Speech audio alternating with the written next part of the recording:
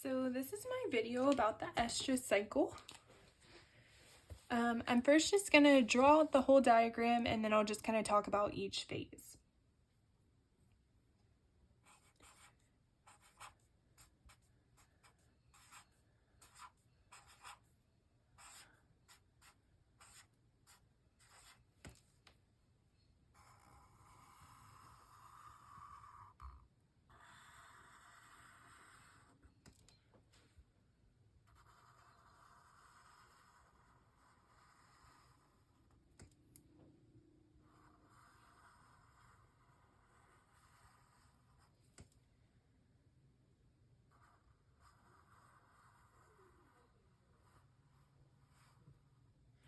Okay, I'm going to use a solid black line to draw out the progesterone line.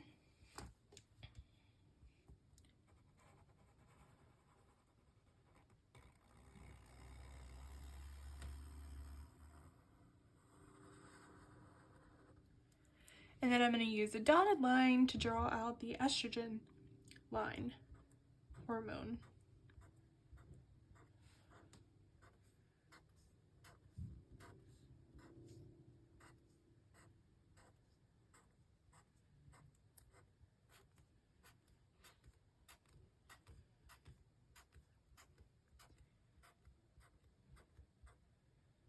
Okay,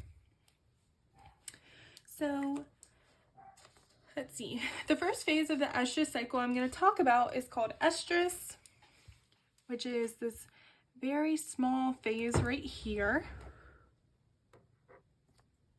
Oops.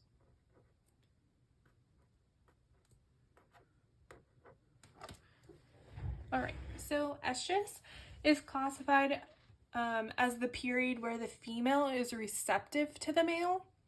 It's also known as standing heat. So during this time period, you may notice the female exhibit some behaviors like increased walking, increased vocalization. You may notice her mounting other females, and you may also notice vaginal discharge. Once you notice these behaviors, typically 24 hours later, ovulation is going to occur.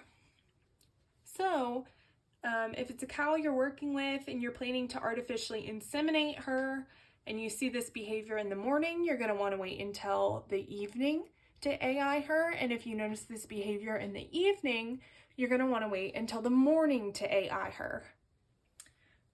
Ovulation is also classified as day 0. So at the very end of this estrous cycle, ovulation is going to occur. During estrus, there's a significant increase in estrogen, and you're also going to notice a decrease in progesterone. So right here, you're going to see estrogen is dominant, it's at its highest, and down here you have the progesterone. The next phase of the estrous cycle is called met-estrus, and it's right here.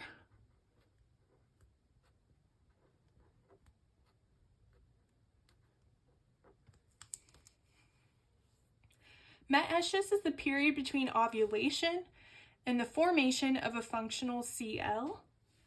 During early met-estrus, both estrogen and progesterone are relatively low. The development of a CL occurs along with smaller Thincka interna cells and larger granulosa cells. Again, you're going to notice a decrease in estrogen, while progesterone becomes the dominant hormone. This phase typically lasts around 5 days.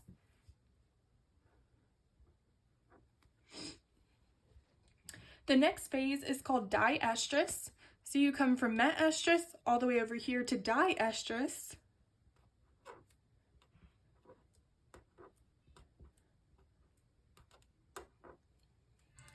This is the longest portion of the estrous cycle.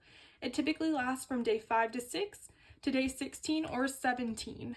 So I'm going to just put a 6 right here and a 17 right here. This phase is also dominated by progesterone. As you'll notice, this solid black line represents progesterone. It is also under the influence of a CL The length of diestrus is directly related to the lifespan of the CL.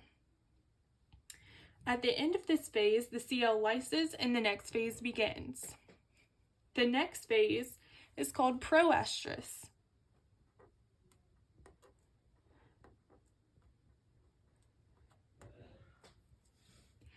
This is the phase before ovulation.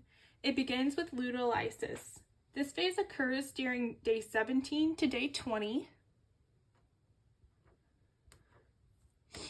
During this phase, the hormones transition from progesterone dominant, so you'll see a drop in progesterone and an increase in estrogen. LH and FSH are responsible for this transition. After proestrus, you return back to estrus and the cycle starts over. This continuously happens.